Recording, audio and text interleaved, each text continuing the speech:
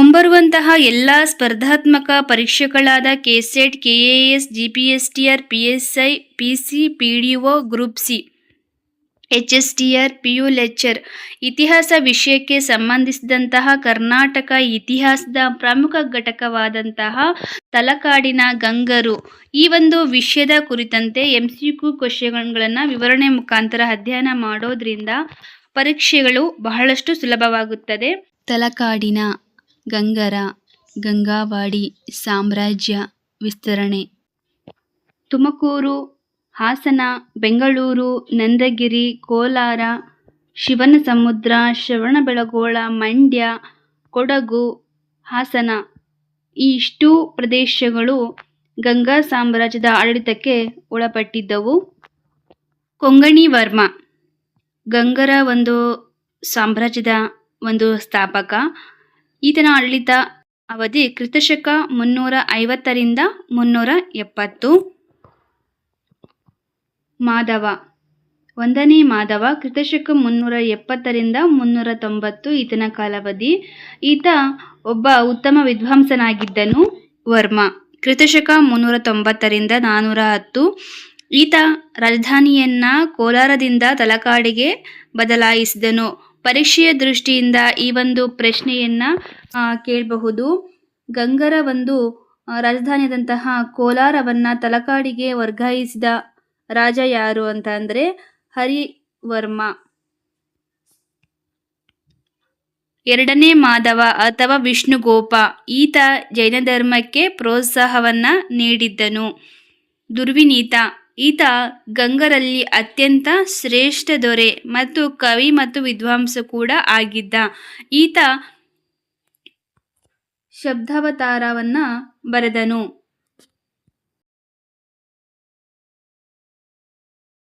ಮುಷ್ಕರ ಇವನ ಕಾಲದಲ್ಲಿ ಜೈನ ಧರ್ಮ ಹೆಚ್ಚು ಪ್ರಸಾರವಾಯಿತು. ಶ್ರೀ ಪುರುಷ ಈತ ಗಂಗರ ಶಕ್ತಿಯನ್ನ ಮರುಸ್ಥಾಪಿಸಿದ ಪ್ರಬಲ ದೊರೆ. ಅದೇ ರೀತಿಯಾಗಿ ಈತ ಗಜಶಾಸ್ತ್ರ ಎನ್ನುವಂತಹ ಗ್ರಂಥದ ಒಂದು ಕರ್ತೃ. ಗಜಶಾಸ್ತ್ರವನ್ನ ಬರೆದಂತಹ ರಾಜ ಶ್ರೀ ಪುರುಷ. ಶಿವಮಾರ ಕಲಾಪ್ರೇಮಿ ಗಜಾಷ್ಟಕ ಎಂಬ ಗ್ರಂಥವನ್ನ ಬರೆದಿದ್ದಾನೆ. ಗಜಾಷ್ಟಕವನ್ನ ಬರೆದಂತಹ ರಾಜ ಶಿವಮಾರ, 2ನೇ ಶಿವಮಾರ ಗಜಾಷ್ಟಕ ಎಂಬ ಗ್ರಂಥವನ್ನ ಬರೆದಿದ್ದಾನೆ. ನೀತಿ ಮಾರ್ಗ ರಾಷ್ಟ್ರಕೂಟರ ಜೊತೆ ಸಂಘರ್ಷ ಮತ್ತು ನಂತರ ಮೈತ್ರಿಯನ್ನ ಮಾಡಿಕೊಂಡನು. ಭೂತುಗ, 2ನೇ ಭೂತುಗ ಈತ ಹಲವಾರು ಯುದ್ಧಗಳನ್ನ ಮಾಡಿ ರಾಷ್ಟ್ರಕೂಟರಿಗೆ ಸಹಾಯವನ್ನು ಕೂಡ ಮಾಡಿದವನು ಎಂದು ಕೂಡ ಇದನ್ನ ಕರೆಯುತ್ತಾರೆ. ಮಾರ್ಸಿಂಹ. 4ನೇ ರಾಚಮಲ್ಲ ಇವನ ಕಾಲದಲ್ಲಿ ಮಂತ್ರಿ ಚಾವುಂಡರಾಯ ಗೊಮ್ಮಟೇಶ್ವರ ವಿಗ್ರಹವನ್ನ ಪ್ರತಿಮೆಯನ್ನ ಕೆತ್ತಿಸಿದನು. ಯಾರ ಕಾಲದಲ್ಲಿ ಗೊಮ್ಮಟೇಶ್ವರ ವಿಗ್ರಹವನ್ನ ಕೆತ್ತಿಸಲಾಯಿತು ಅಂತ ಪರೀಕ್ಷೆಯಲ್ಲಿ ಕೇಳಬಹುದು. 4ನೇ ರಾಚಮಲ್ಲ. ಪ್ರಶ್ನೆ ಸಂಖ್ಯೆ 1, ತಲಕಾಡಿನ ಗಂಗರ ರಾಜಧಾನಿ ಯಾವುದು? ಆಯ್ಕೆಗಳು: ಬಾದಾಮಿ, ಮೈಸೂರು, ತಲಕಾಡು, ಕಂಚಿ. ಇದಕ್ಕೆ ಸರಿಯಾದಂತಹ ಉತ್ತರ ತಲಕಾಡು. ತಲಕಾಡು ಗಂಗರ ರಾಜಧಾನಿಯಾಗಿತ್ತು. ವಿವರಣೆ: ತಲಕಾಡು ಗಂಗರ ಪ್ರಮುಖ ರಾಜಧಾನಿಯಾಗಿತ್ತು. ಇದು ಕಾವೇರಿ ನದಿಯ ತೀರದಲ್ಲಿ ರಾಜಕೀಯ ಹಾಗೂ ಒಂದು ಸಾಂಸ್ಕೃತಿಕ ಕೇಂದ್ರವಾಗಿತ್ತು.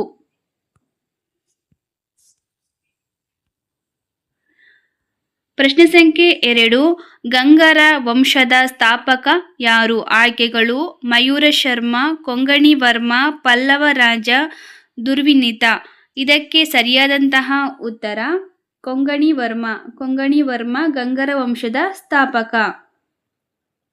ವಿವರಣೆ: ಕೊಂಗಣಿ ವರ್ಮನು ಗಂಗರ ವಂಶದ ಸ್ಥಾಪಕ. ಈತ ಕ್ರಿಸ್ತಶಕ 4ನೇ ಶತಮಾನದಲ್ಲಿ ಆಡಳಿತವನ್ನ ಆರಂಭಿಸಿದನು. ತಲಕಾಡನ್ನ ಕೇಂದ್ರವಾಗಿರಿಸಿಕೊಂಡಿದ್ದನು. ಪ್ರಶ್ನೆ ಸಂಖ್ಯೆ 3, ಗಂಗರ ಕಾಲ ಯಾವುದು? ಇದಕ್ಕೆ ಸರಿಯಾದಂತಹ ಉತ್ತರ ಕ್ರಿಸ್ತಶಕ 4ನೇ ಶತಮಾನದಿಂದ 10ನೇ ಶತಮಾನ ಇದು ಗಂಗರ ಕಾಲಾವಧಿಯಾಗಿತ್ತು. ವಿವರಣೆ: ಗಂಗರು ಕ್ರಿಸ್ತಶಕ 350ರಿಂದ 1000ರವರೆಗೆ ಆಡಳಿತವನ್ನು ನಡೆಸಿದ್ರು. ದಕ್ಷಿಣ ಭಾರತ ಪ್ರಮುಖ ವಂಶವಾಗಿತ್ತು. ನಂತರ ಚೋಳರ ಅಧೀನಕ್ಕೆ ಒಳಪಟ್ಟಿತು. ಗಂಗರ ಶಾಸನಗಳ ಭಾಷೆ ಯಾವುದು? ಆಯ್ಕೆಗಳು ತೆಲುಗು, ಕನ್ನಡ ಮತ್ತು ಸಂಸ್ಕೃತ, ತಮಿಳು, ಪಾಳಿ. ಇದಕ್ಕೆ ಸರಿಯಾದಂತಹ ಉತ್ತರ ಕನ್ನಡ ಮತ್ತು ಸಂಸ್ಕೃತ. ವಿವರಣೆ: ಗಂಗರ ಶಾಸನಗಳು ಕನ್ನಡ ಮತ್ತು ಸಂಸ್ಕೃತದಲ್ಲಿ ದೊರೆಯುತ್ತವೆ. ಕನ್ನಡದ ಬೆಳವಣಿಗೆಗೆ ಇದು ಸಹಾಯ ಮಾಡಿತು. ಆಡಳಿತ ಮತ್ತು ಧರ್ಮದಲ್ಲಿ ಬಳಕೆಯಾಯಿತು. ಗಂಗರ ಕಾಲದ ಪ್ರಸಿದ್ಧ ಜೈನ ಕೇಂದ್ರ ಯಾವುದು?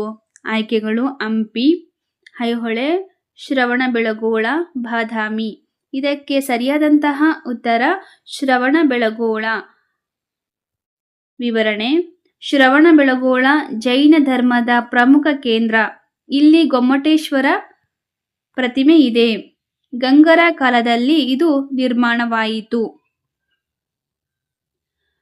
ಗಂಗರ ಪ್ರಮುಖ ಧರ್ಮ ಯಾವುದು? ಆಯ್ಕೆಗಳು ಬೌದ್ಧ, ಜೈನ, ಇಸ್ಲಾಂ, ಕ್ರೈಸ್ತ. ಇದಕ್ಕೆ ಸರಿಯಾದಂತಹ ಉತ್ತರ ಜೈನ ಧರ್ಮ. ವಿವರಣೆ: ಗಂಗರು ಜೈನ ಧರ್ಮವನ್ನ ಬೆಂಬಲಿಸಿದರು. ಬಸದಿ ಮತ್ತು ಮಠಗಳನ್ನ ನಿರ್ಮಿಸಿದರು. ಧರ್ಮ ಪ್ರಚಾರಕ್ಕೆ ಸಹಾಯ ಮಾಡಿದರು. ಗೊಮ್ಮಟೇಶ್ವರ ಒಂದು ಪ್ರತಿಮೆ ನಿರ್ಮಿಸಿದವರು ಯಾರು? ಗೊಮ್ಮಟೇಶ್ವರ ಪ್ರತಿಮೆಯನ್ನ ನಿರ್ಮಿಸಿದವರು ಆಯ್ಕೆಗಳು ದುರ್ವಿನೀತ, ಶ್ರೀ ಪುರುಷ, ಚಾವುಂಡರಾಯ. ಇದಕ್ಕೆ ಸರಿಯಾದಂತಹ ಉತ್ತರ ಚಾವುಂಡರಾಯ ಗೊಮ್ಮಟೇಶ್ವರ ಪ್ರತಿಮೆಯನ್ನ ನಿರ್ಮಿಸಿದನು. ವಿವರಣೆ: ಚಾವುಂಡರಾಯ ಗಂಗರ ಮಂತ್ರಿಯಾಗಿದ್ದು ಅವರು ಶ್ರವಣಬೆಳಗೊಳದಲ್ಲಿ ಪ್ರತಿಮೆಯನ್ನ ನಿರ್ಮಿಸಿದರು. ಇದು ಜೈನ ಧರ್ಮದ ಒಂದು ಮಹತ್ವದ ಸ್ಮಾರಕವಾಗಿದೆ. ಗಂಗರ ಪ್ರಸಿದ್ಧ ರಾಜ ಯಾರು? ಆಯ್ಕೆಗಳು ಅಶೋಕ, ದುರ್ವಿನೀತ, ಕೃಷ್ಣದೇವರಾಯ, ರಾಜರಾಜ. ಇದಕ್ಕೆ ಸರಿಯಾದಂತಹ ಉತ್ತರ. ವಿವರಣೆ: ದುರ್ವಿನೀತ ಶಕ್ತಿಶಾಲಿ ಗಂಗರಾಜ. ರಾಜ್ಯವನ್ನ ವಿಸ್ತರಿಸಿರುವಂತಹದ್ದು. ಸಂಸ್ಕೃತಿ ಮತ್ತು ಧರ್ಮಕ್ಕೆ ಬೆಂಬಲವನ್ನ ನೀಡಿದ್ದನು. ಗಂಗರು ಯಾವ ನದಿಯ ತೀರದಲ್ಲಿ ಆಳಿದರು? ಗಂಗರು ಕಾವೇರಿ ನದಿಯ ತೀರದಲ್ಲಿ ಆಳ್ವಿಕೆಯನ್ನ ನಡೆಸಿದರು. ವಿವರಣೆ: ತಲಕಾಡು ಕಾವೇರಿ ನದಿಯ ತೀರದಲ್ಲಿ ಇದೆ. ಇದು ಕೃಷಿಗೆ ಸಹಾಯವನ್ನ ಮಾಡಿತು. ರಾಜ್ಯದ ಬೆಳವಣಿಗೆಗೆ ಇದು ಕಾರಣವಾಯಿತು. ಗಂಗರ ಶಾಸನಗಳಲ್ಲಿ ಬಳಸಿದ ಲಿಪಿ ಯಾವುದು? ಆಯ್ಕೆಗಳು ಬ್ರಾಹ್ಮಿ, ಕನ್ನಡ ಲಿಪಿ, ಅರಬಿಕ್. ಇದಕ್ಕೆ ಸರಿಯಾದಂತಹ ಉತ್ತರ ಕನ್ನಡದ ಲಿಪಿಯನ್ನ ಗಂಗರು ಬಳಸಿದ್ದರು.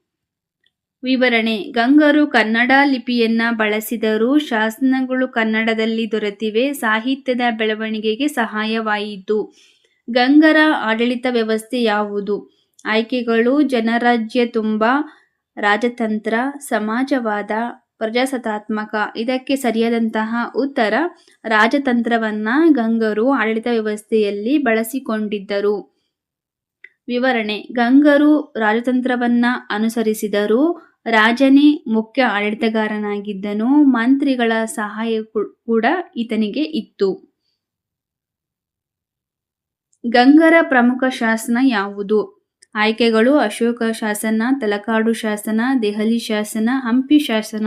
ಇದಕ್ಕೆ ಸರಿಯಾದಂತಹ ಉತ್ತರ ತಲಕಾಡು ಶಾಸನ ಗಂಗರ ಪ್ರಮುಖ ಶಾಸನವಾಗಿದೆ. ವಿವರಣೆ: ತಲಕಾಡು ಶಾಸನಗಳು ಇತಿಹಾಸದ ಮೂಲ. ಇವು ಕನ್ನಡದಲ್ಲಿ ದೊರೆತಿವೆ. ಗಂಗರ ಆಡಳಿತವನ್ನ ತಿಳಿಸುತ್ತದೆ.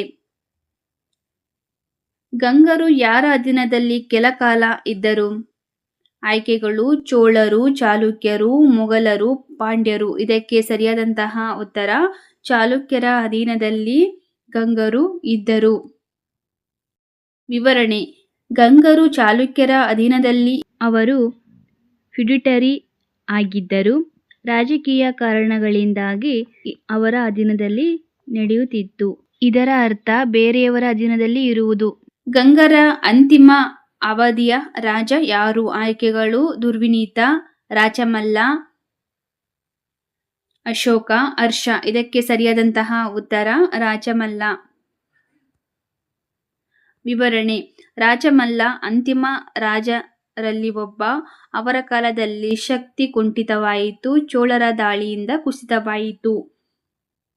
ಗಂಗರ ಕಾಲದಲ್ಲಿ ಯಾವ ಕಲೆ ಅಭಿವೃದ್ಧಿಯಾಯಿತು?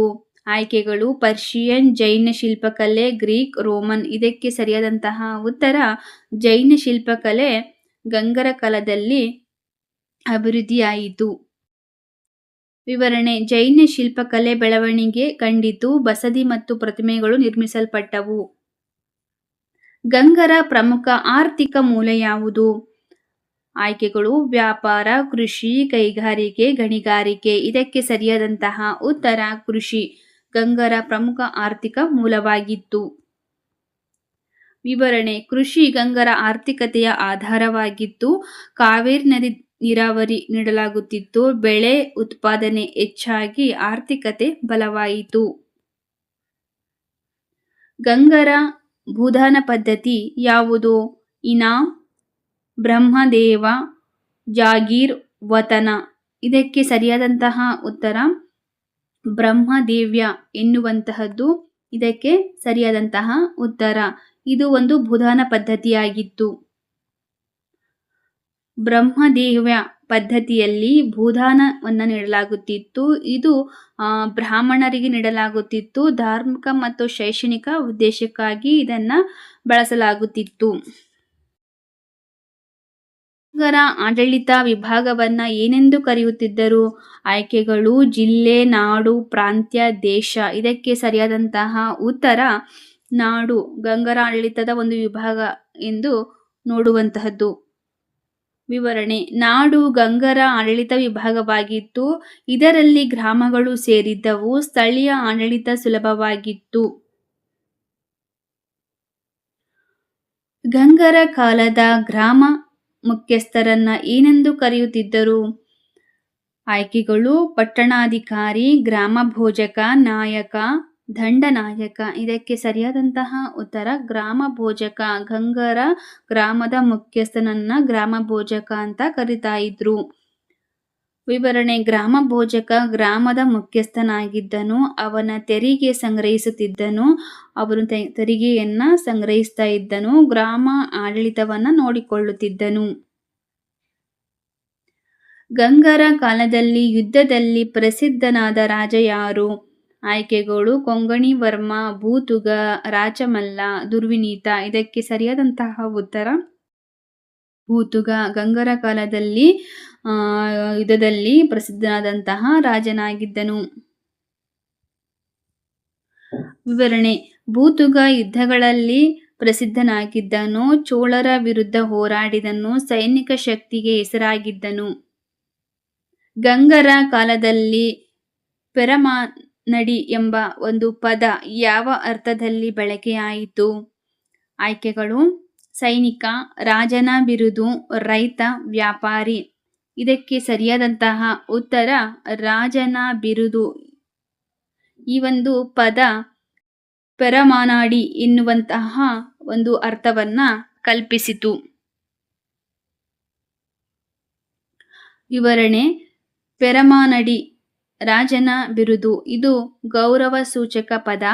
ಶಾಸನಗಳಲ್ಲಿ ಇದನ್ನು ನಾವು ಕಾಣಬಹುದು. ಗಂಗರ ಕಾಲದಲ್ಲಿ ಜೈನ ಬಸದಿಗಳನ್ನ ಏನೆಂದು ಕರೆಯುತ್ತಿದ್ದರು? ಆಯ್ಕೆಗಳು: ದೇವಾಲಯ, ವಿಹಾರ, ಬಸದಿ, ಮಠ. ಇದಕ್ಕೆ ಸರಿಯಾದಂತಹ ಉತ್ತರ ಬಸದಿ. ವಿವರಣೆ: ಬಸದಿ ಜೈನರ ಒಂದು ದೇವಾಲಯವಾಗಿತ್ತು. ಇವುಗಳನ್ನ ಗಂಗರು ಧಾರ್ಮಿಕ ಕೇಂದ್ರಗಳನ್ನಾಗಿ ಬಳಸಿಕೊಳ್ಳುತ್ತಿದ್ದರು. ಗಂಗರ ಕಾಲದಲ್ಲಿ ತೆರಿಗೆ ಸಂಗ್ರಹಣೆ ಯಾರು ಮಾಡುತ್ತಿದ್ದರು? ಆಯ್ಕೆಗಳು: ರಾಜ, ಮಂತ್ರಿ, ಗ್ರಾಮ ಭೋಜಕ, ಸೈನಿಕ. ಇದಕ್ಕೆ ಸರಿಯಾದಂತಹ ಉತ್ತರ ಗ್ರಾಮ ಭೋಜಕ. ವಿವರಣೆ: ಗ್ರಾಮ ಭೋಜಕ ತೆರಿಗೆ ಸಂಗ್ರಹಿಸುತ್ತಿದ್ದನು. ಅವನು ಗ್ರಾಮದ ಆಡಳಿತವನ್ನು ನೋಡಿಕೊಳ್ಳುತ್ತಿದ್ದನು. ರಾಜನಿಗೆ ಆದಾಯವನ್ನು ಒದಗಿಸುತ್ತಿದ್ದನು. ಗಂಗರ ಕಾಲದಲ್ಲಿ ಪ್ರಮುಖ ಧಾರ್ಮಿಕ ಪಂಡಿತ ಯಾರು? ನಾಗಾರ್ಜುನ, ಪೂಜ್ಯಪಾದ, ಬುದ್ಧ. ಶಂಕರಾಚಾರ್ಯ. ಇದಕ್ಕೆ ಸರಿಯಾದಂತಹ ಉತ್ತರ ಪೂಜ್ಯಪಾದ. ಪೂಜ್ಯಪಾದ ಜೈನ ಪಂಡಿತನಾಗಿದ್ದನು. ಈತ ಸಾಹಿತ್ಯವನ್ನು ರಚನೆ ಮಾಡಿದನು. ಗಂಗರ ಕಾಲದ ಪ್ರಸಿದ್ಧನಾಗಿದ್ದನು. ಗಂಗರ ಕಾಲದ ಪ್ರಸಿದ್ಧ ಗ್ರಂಥ ಯಾವುದು? ಅರ್ಥಶಾಸ್ತ್ರ, ಗಜಾಷ್ಟಕ, ರಾಮಾಯಣ, ಮಹಾಭಾರತ. ಇದಕ್ಕೆ ಸರಿಯಾದಂತಹ ಉತ್ತರ ಗಜಾಷ್ಟಕ. ವಿವರಣೆ: ಗಜಾಷ್ಟಕ ಜೈನ ಸಾಹಿತ್ಯದ ಒಂದು ಕೃತಿ. ಇದನ್ನ ಪೂಜ್ಯಪಾದ ರಚಿಸಿದನು. ಇದು ಧಾರ್ಮಿಕ ಮಹತ್ವವನ್ನ ಹೊಂದಿದೆ. ಗಂಗರ ಕಾಲದಲ್ಲಿ ಸೇನೆಯ ಮುಖ್ಯಸ್ಥ ಯಾರು? ಆಯ್ಕೆಗಳು: ಮಹಾಮಾತ್ರ, ದಂಡನಾಯಕ, ಗ್ರಾಮಭೋಜಕ, ಮಂತ್ರಿ. ಇದಕ್ಕೆ ಸರಿಯಾದಂತಹ ಉತ್ತರ ದಂಡನಾಯಕ. ವಿವರಣೆ: ದಂಡನಾಯಕ ಸೇನೆಯ ಮುಖ್ಯಸ್ಥ. ಯುದ್ಧ ಕಾರ್ಯಗಳನ್ನು ನಿರ್ವಹಿಸುತ್ತಿದ್ದನು. ರಾಜನಿಗೆ ಸಹಾಯವನ್ನ ಮಾಡುತ್ತಿದ್ದನು. ಗಂಗರ ಕಾಲದಲ್ಲಿ ಯಾವ ವಂಶದೊಂದಿಗೆ ಹೆಚ್ಚು ಸಂಘರ್ಷವಿತ್ತು?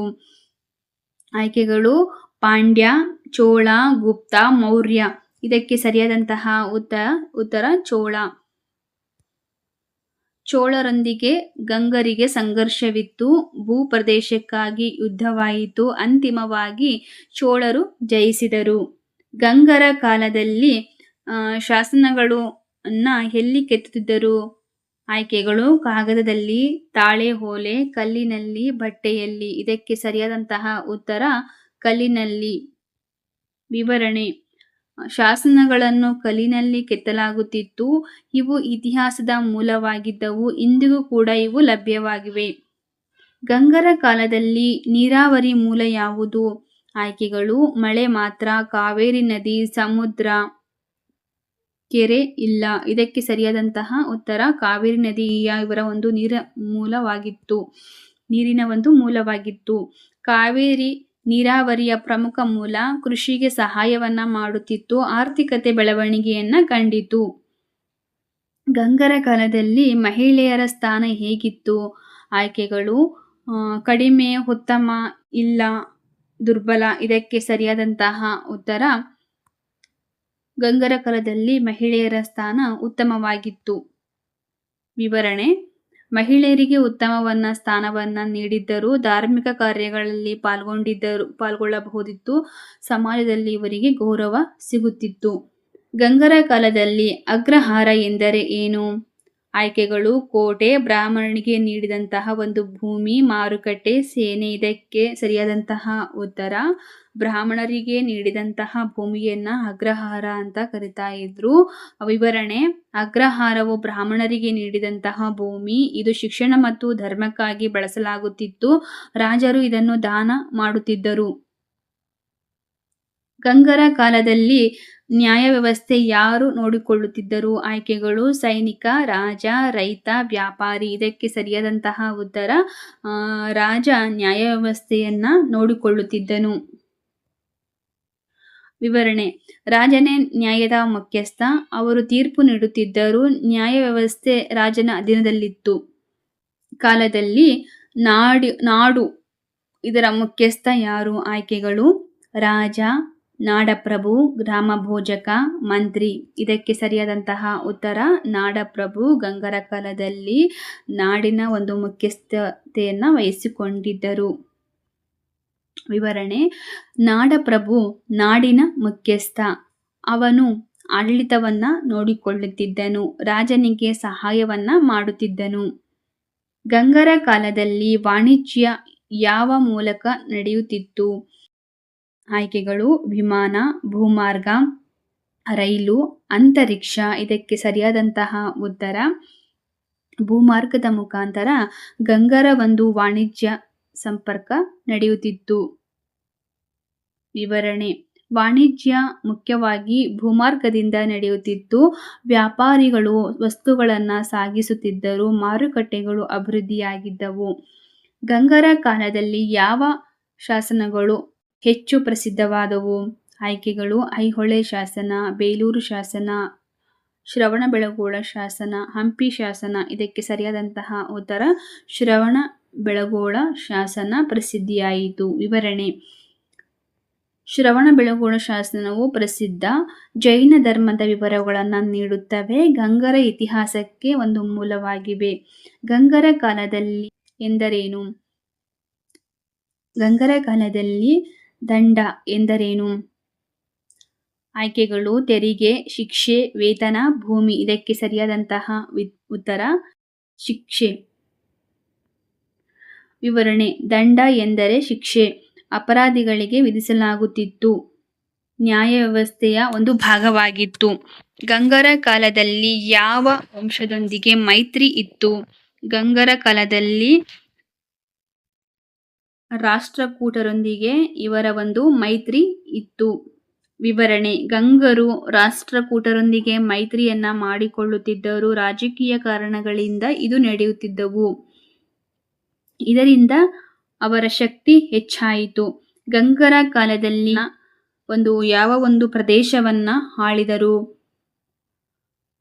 ಉತ್ತರ ದಕ್ಷಿಣ ಕರ್ನಾಟಕ ಪ್ರದೇಶವನ್ನ ಗಂಗರು ಆಡಳಿತವನ್ನ ನಡೆಸಿದರು. ವಿವರಣೆ: ಗಂಗರು ದಕ್ಷಿಣ ಕರ್ನಾಟಕವನ್ನ ಆಳಿದರು. ತಲಕಾಡು ಅವರ ಕೇಂದ್ರವಾಗಿತ್ತು. ಕಾವೇರಿ ಪ್ರದೇಶ ಇವರ ಮುಖ್ಯ ಪ್ರದೇಶವಾಗಿತ್ತು. ಗಂಗರ ಕಾಲದಲ್ಲಿ ಕರ ಎಂದರೆ ಏನು? ಆಯ್ಕೆಗಳು: ಸೇನೆ, ತೆರಿಗೆ, ನ್ಯಾಯ, ಧರ್ಮ. ಇದಕ್ಕೆ ಸರಿಯಾದಂತಹ ಉತ್ತರ ತೆರಿಗೆ. ಗಂಗರ ಕಾಲದಲ್ಲಿ ಕರ ಎಂದು ಕರೆಯುತ್ತಿದ್ದರು ತೆರಿಗೆಯನ್ನ. ವಿವರಣೆ: ಕರ ಎಂದರೆ ತೆರಿಗೆ, ಜನರಿಂದ ಸಂಗ್ರಹಿಸಲಾಗುತ್ತಿತ್ತು, ರಾಜ್ಯದ ಆದಾಯವಾಗಿತ್ತು. ಗಂಗರ ಕಾಲದಲ್ಲಿ ಸೈನಿಕರನ್ನ ಏನೆಂದು ಕರೆಯುತ್ತಿದ್ದರು? ಆಯ್ಕೆಗಳು: ಕವಿ, ಭಟ, ಪಂಡಿತ, ರೈತ. ಇದಕ್ಕೆ ಸರಿಯಾದಂತಹ ಉತ್ತರ ಭಟ. ಇದು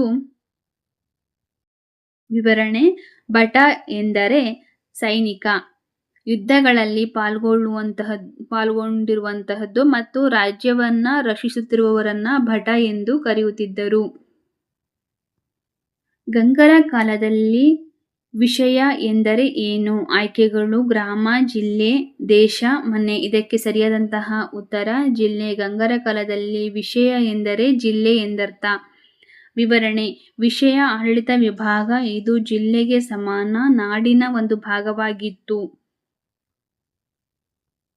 ಗಂಗರ ಕಾಲದಲ್ಲಿ ಸಾಮಂತ ಯಾರು? ಆಯ್ಕೆಗಳು: ರೈತ, ಪ್ರಭು, ವ್ಯಾಪಾರಿ, ಕವಿ. ಇದಕ್ಕೆ ಸರಿಯಾದಂತಹ ಉತ್ತರ ಪ್ರಭು. ಈತ ಒಂದು ಸಾಮಂತ ಆಡಳಿತಗಾರನಾಗಿದ್ದನು. ವಿವರಣೆ: ಸಾಮಂತರು ರಾಜನಿಗೆ ಅಧೀನರಾಗಿದ್ದರು, ಯುದ್ಧದಲ್ಲಿ ಸಹಾಯವನ್ನ ಮಾಡುತ್ತಿದ್ದರು. ಗಂಗರ ಕಾಲದಲ್ಲಿ ಧರ್ಮ ಪ್ರಚಾರ ಯಾರು ಮಾಡುತ್ತಿದ್ದರು? ಆಯ್ಕೆಗಳು: ಸೈನಿಕ, ಪಂಡಿತ, ರೈತ, ವ್ಯಾಪಾರಿ. ಇದಕ್ಕೆ ಸರಿಯಾದಂತಹ ಉತ್ತರ ಪಂಡಿತ. ವಿವರಣೆ: ಪಂಡಿತರು ಧರ್ಮ ಪ್ರಚಾರ ಮಾಡುತ್ತಿದ್ದರು, ಜೈನ ಧರ್ಮವನ್ನ ಹರಡಿದರು, ಶಿಕ್ಷಣವನ್ನ ನೀಡುತ್ತಿದ್ದರು. ಗಂಗರ ಕಾಲದಲ್ಲಿ ಮಠ ಎಂದರೆ ಏನು? ಆಯ್ಕೆಗಳು: ಮನೆ, ಧಾರ್ಮಿಕ ಕೇಂದ್ರ, ಮಾರುಕಟ್ಟೆ, ಕೋಟೆ. ಇದಕ್ಕೆ ಸರಿಯಾದಂತಹ ಉತ್ತರ ಧಾರ್ಮಿಕ ಕೇಂದ್ರ. ಗಂಗರ ಒಂದು ಮಠ ಎಂದು ಕರೆಯುತ್ತಿದ್ದರು. ಮಠ ಧಾರ್ಮಿಕ ಕೇಂದ್ರ, ಸಾಧುಗಳು ವಾಸಿಸುತ್ತಿದ್ದರು, ಶಿಕ್ಷಣವನ್ನ ಕೂಡ ನೀಡಲಾಗುತ್ತಿತ್ತು. ಗಂಗರ ಕಾಲದಲ್ಲಿ ಯಾವ ಲಿಪಿ ಹೆಚ್ಚು ಬಳಕೆಯಾಯಿತು? ಆಯ್ಕೆಗಳು: ದೇವನಾಗರಿ, ಕನ್ನಡ, ಅರೇಬಿಕ್, ರೋಮನ್. ಇದಕ್ಕೆ ಸರಿಯಾದಂತಹ ಉತ್ತರ ಕನ್ನಡ ಲಿಪಿ ಹೆಚ್ಚಾಗಿ ಬಳಕೆಯಾಯಿತು. ಕನ್ನಡ ಲಿಪಿ ಹೆಚ್ಚು ಬಳಕೆಯಾಯಿತು. ಶಾಸನಗಳನ್ನ ಕೂಡ ನಾವು ನೋಡಬಹುದು. ಸಾಹಿತ್ಯ ಕೂಡ ಬೆಳವಣಿಗೆಯನ್ನ ಕಂಡಿತು. ಗಂಗರ ಕಾಲದಲ್ಲಿ ಯುದ್ಧಶಾಸ್ತ್ರ ಯಾವುದು? ಆಯ್ಕೆಗಳು: ಗನ್, ಕತ್ತಿ, ಬಾಂಬ್, ಕ್ಷಿಪಣಿ. ಇದಕ್ಕೆ ಸರಿಯಾದಂತಹ ಉತ್ತರ ಕತ್ತಿಯನ್ನ ಇವರು ಯುದ್ಧದ ಅಸ್ತ್ರಗಳಾಗಿ ಬಳಸುತ್ತಿದ್ದರು. ವಿವರಣೆ: ಕತ್ತಿ ಮುಖ್ಯ ಯುದ್ಧಾಸ್ತ್ರ. ಸೈನಿಕರು ಇದನ್ನ ಬಳಸುತ್ತಿದ್ದರು, ಯುದ್ಧಗಳಲ್ಲಿ ಇದನ್ನ ಉಪಯೋಗಿಸುತ್ತಿದ್ದರು. ಗಂಗರ ಒಂದು ಕಾಲದಲ್ಲಿ ವ್ಯಾಪಾರಿಗಳು ಏನೆಂದು ಕರೆಯಲ್ಪಟ್ಟರು?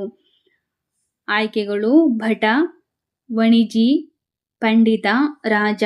ಇದಕ್ಕೆ ಸರಿಯಾದಂತಹ ಉತ್ತರ ವಣಿಜ ಎಂದರೆ ಒಂದು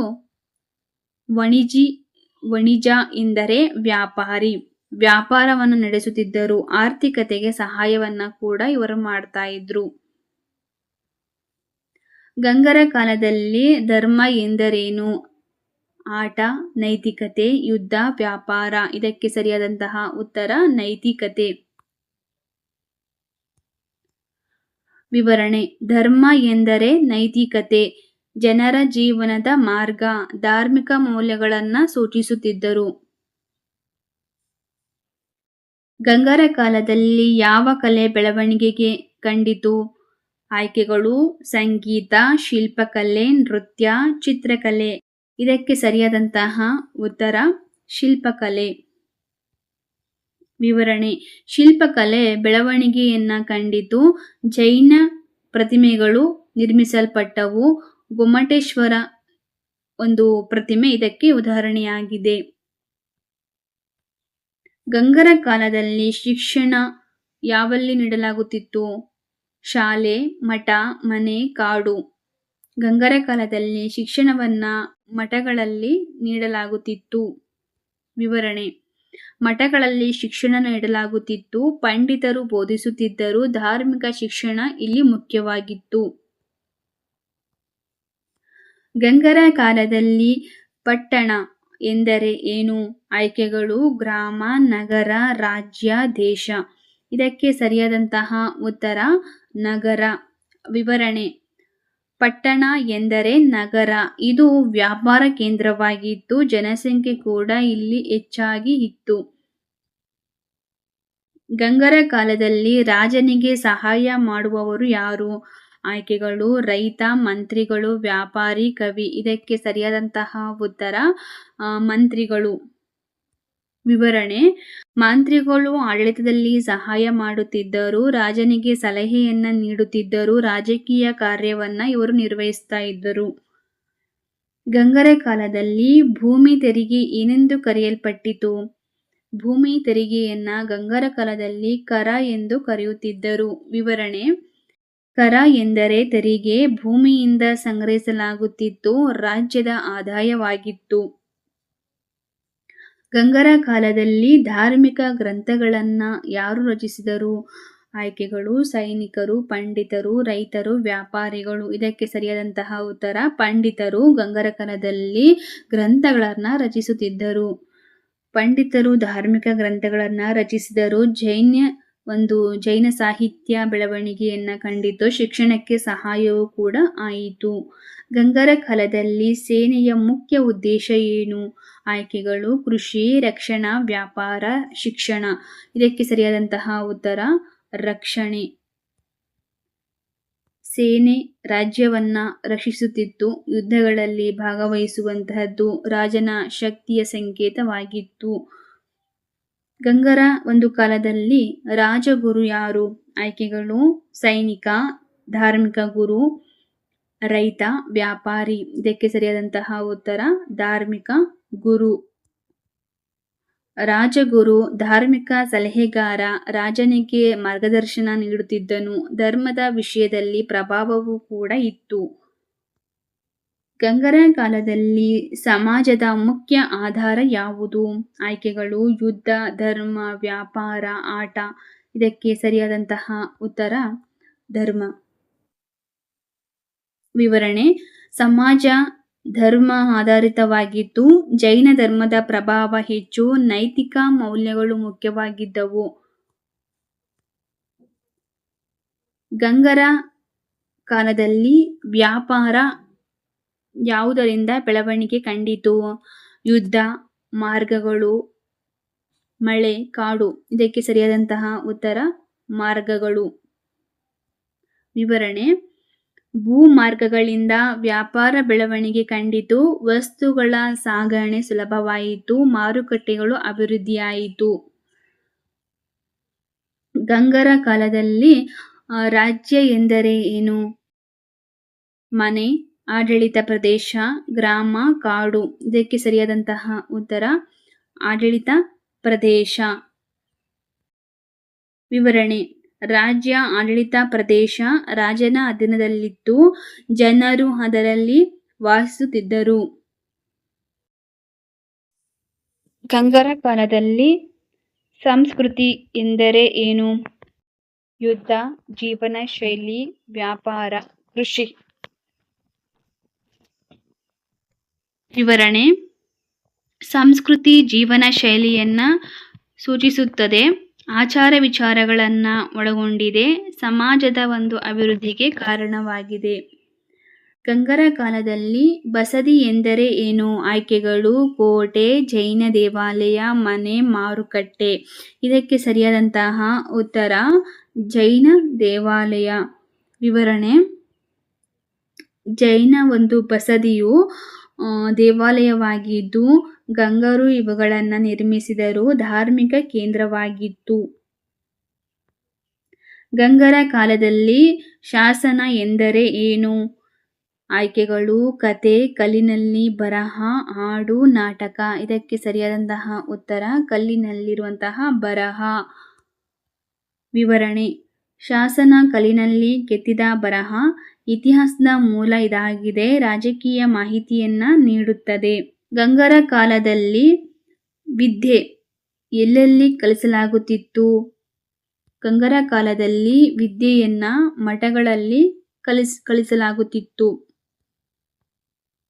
ವಿವರಣೆ: ಮಠಗಳಲ್ಲಿ ಶಿಕ್ಷಣವನ್ನು ನೀಡಲಾಗುತ್ತಿತ್ತು, ಪಂಡಿತರು ಬೋಧಿಸುತ್ತಿದ್ದರು, ಧಾರ್ಮಿಕ ವಿದ್ಯೆ ಇಲ್ಲಿ ಮುಖ್ಯವಾಗಿತ್ತು.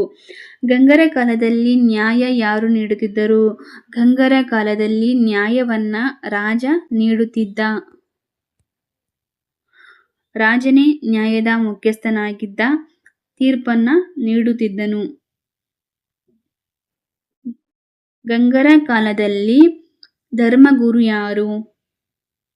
ಗಂಗರ ಕಾಲದಲ್ಲಿ ಧರ್ಮಗುರು ಪಂಡಿತ.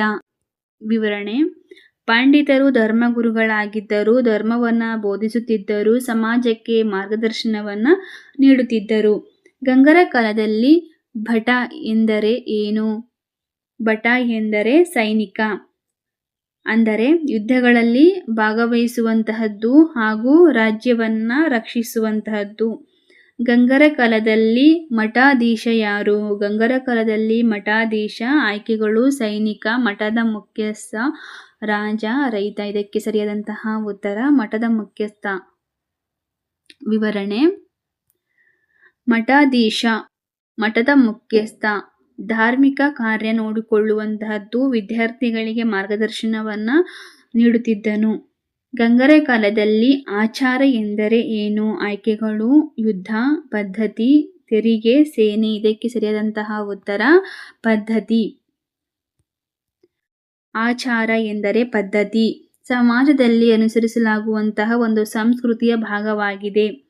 ಗಂಗರ ಕಾಲದಲ್ಲಿ ವ್ಯವಹಾರ ಎಂದರೆ ಏನು? ಯುದ್ಧ, ವ್ಯಾಪಾರ, ಧರ್ಮ. ಇದಕ್ಕೆ ಸರಿಯಾದಂತಹ ಉತ್ತರ ವ್ಯಾಪಾರ. ವಿವರಣೆ: ವ್ಯವಹಾರ ಎಂದರೆ ವ್ಯಾಪಾರ, ವಸ್ತುಗಳ ವಿನಿಮಯವನ್ನ ನಡೆಸುವಂತಹದ್ದು, ಆರ್ಥಿಕತೆಗೆ ಸಹಾಯವನ್ನ ಮಾಡುವಂತಹದ್ದು. ಗಂಗರ ಕಾಲದಲ್ಲಿ ದೇವಾಲಯದ ಉದ್ದೇಶ ಏನು?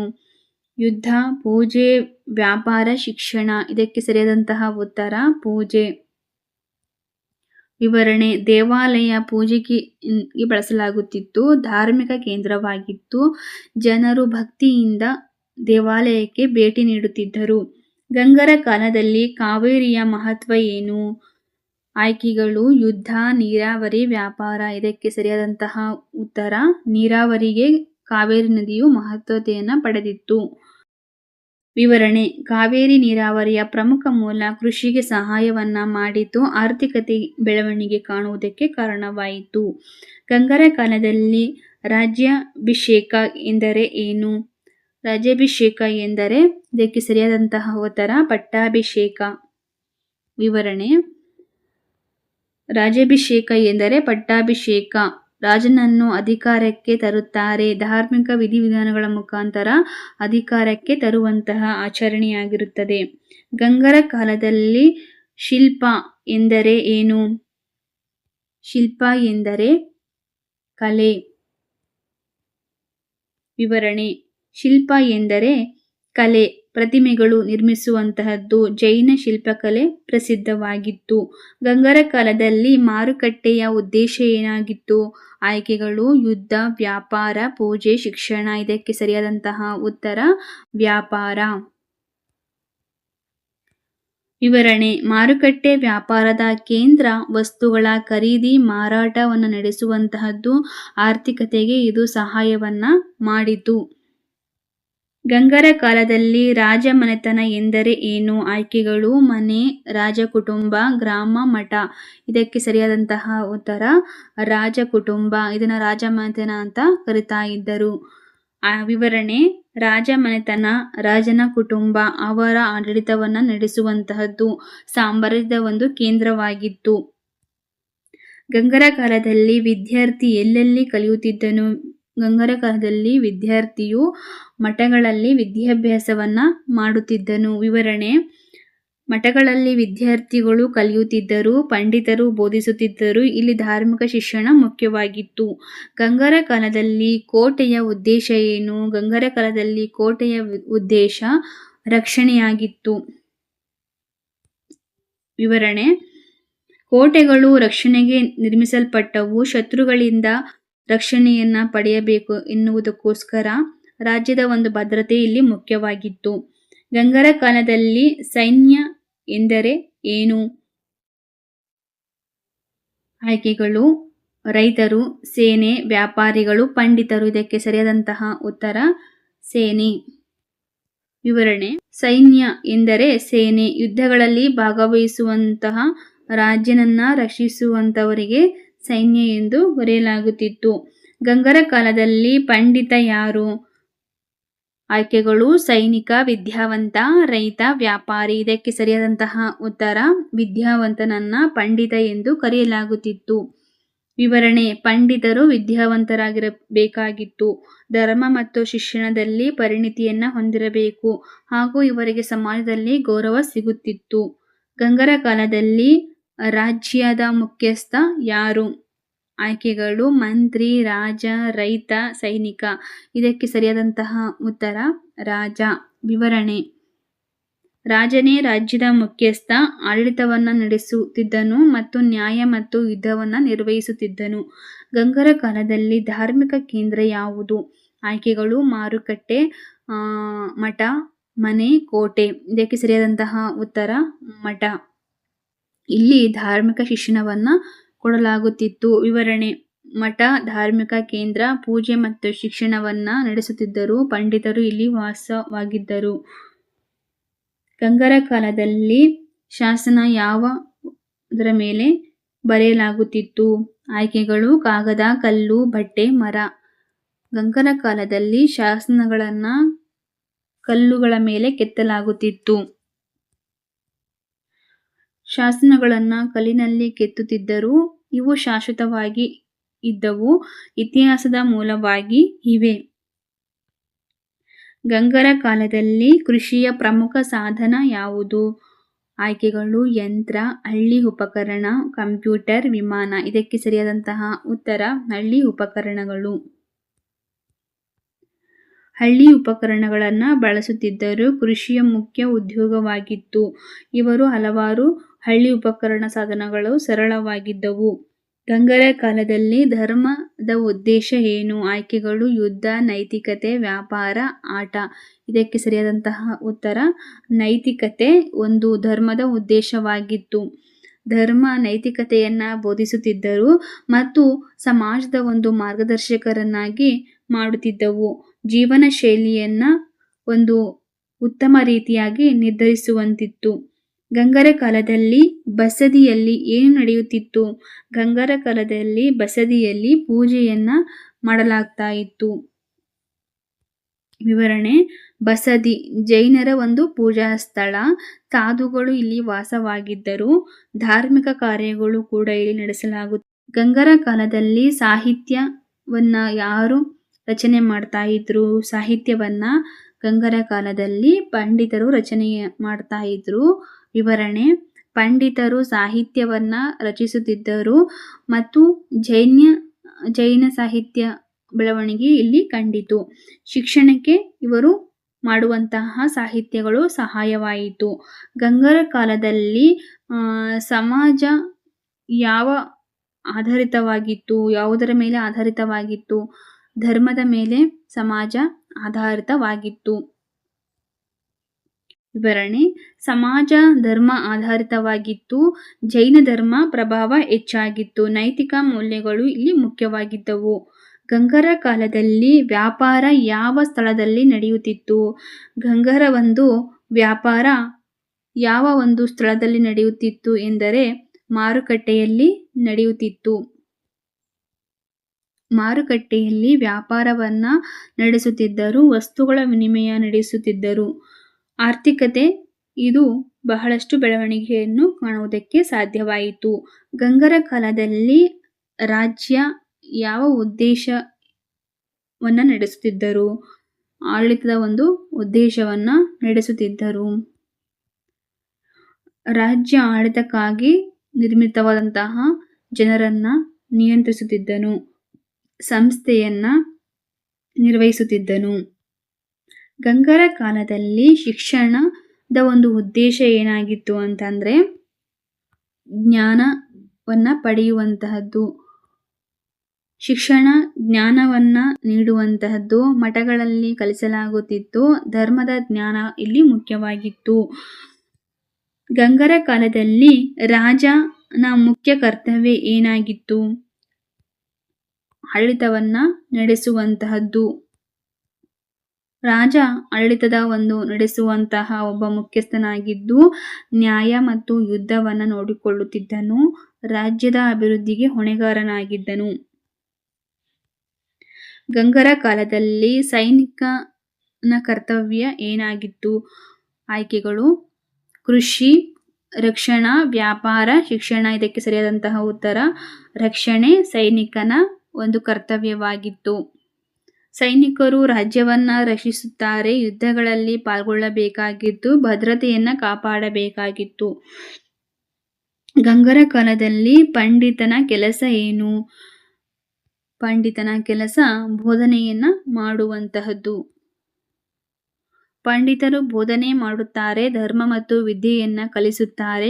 ಸಮಾಜಕ್ಕೆ ಮಾರ್ಗದರ್ಶನವನ್ನ ನೀಡುವಂತಹ ಕರ್ತವ್ಯವನ್ನ ಮಾಡಬೇಕಾಗಿತ್ತು. ಗಂಗರ ಕಾಲದಲ್ಲಿ ಮಠದ ಒಂದು ಕಾರ್ಯ ಏನಾಗಿತ್ತು ಅಂತಂದ್ರೆ ಮಠದಲ್ಲಿ ಶಿಕ್ಷಣವನ್ನ ನೀಡ್ತಾ ಇದ್ರು. ಮಠದಲ್ಲಿ ಶಿಕ್ಷಣವನ್ನು ನೀಡಲಾಗುತ್ತಿತ್ತು. ಧಾರ್ಮಿಕ ಕೇಂದ್ರವಾಗಿತ್ತು. ಪಂಡಿತರು ಇಲ್ಲಿ ವಾಸವಾಗಿದ್ದರು. ಗಂಗರ ಕಾಲದಲ್ಲಿ ದೇವಾಲಯ ಯಾವ ಒಂದು ಕಾರ್ಯವನ್ನು ನಡೆಸಬೇಕಾಗಿತ್ತು? ಗಂಗರ ಕಾಲದಲ್ಲಿ ದೇವಾಲಯದಲ್ಲಿ ಪೂಜೆಯನ್ನ ನಡೆಸ್ತಾ ಇದ್ದರು. ದೇವಾಲಯ ಪೂಜಾ ಸ್ಥಳವಾಗಿತ್ತು. ಧಾರ್ಮಿಕ ಕಾರ್ಯವನ್ನು ನಡೆಸ್ತಾ ಇದ್ರು. ಜನರು ಭಕ್ತಿಯಿಂದ ಭೇಟಿಯನ್ನ ನೀಡುತ್ತಿದ್ದರು. ಗಂಗರ ಕಾಲದಲ್ಲಿ ಕಲೆಯ ಉದ್ದೇಶ ಏನಾಗಿತ್ತು? ಆಯ್ಕೆಗಳು: ಯುದ್ಧ, ಸೌಂದರ್ಯ, ವ್ಯಾಪಾರ, ಕೃಷಿ. ಇದಕ್ಕೆ ಸರಿಯಾದಂತಹ ಉತ್ತರ ಸೌಂದರ್ಯ ಗಂಗರ ಕಾಲದ ಒಂದು ಕಲೆಯ ಉದ್ದೇಶವಾಗಿತ್ತು. ಕಲೆ ಸೌಂದರ್ಯವನ್ನ ತೋರಿಸುತ್ತದೆ. ಶಿಲ್ಪಕಲೆ ಪ್ರಸಿದ್ಧಿಯನ್ನ ಪಡೆಯುತ್ತದೆ. ಸಂಸ್ಕೃತಿಯ ಒಂದು ಭಾಗವಾಗಿ ಇದು ಬೆಳೆಯುತ್ತದೆ ಎನ್ನುವಂತಹ ಉದ್ದೇಶವಾಗಿತ್ತು. ಗಂಗರ ಕಾಲದಲ್ಲಿ ನ್ಯಾಯ ಯಾವ ಒಂದು ಉದ್ದೇಶವನ್ನ ಹೊಂದಿತ್ತು? ನ್ಯಾಯ ಸತ್ಯವನ್ನ ಹೊಂದಿತ್ತು. ನ್ಯಾಯ ಸತ್ಯವನ್ನ ಸ್ಥಾಪಿಸುತ್ತದೆ. ರಾಜನಿಂದ ಈ ಒಂದು ನ್ಯಾಯವನ್ನ ನೀಡಲಾಗುತ್ತಿತ್ತು.